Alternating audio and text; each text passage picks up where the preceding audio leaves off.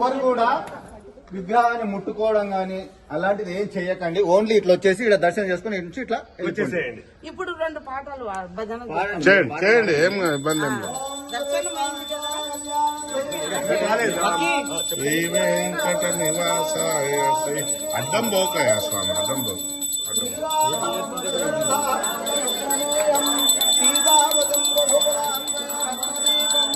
ఆధారవాహం అరవిందరాయ వాక్యం రామం నిజాదర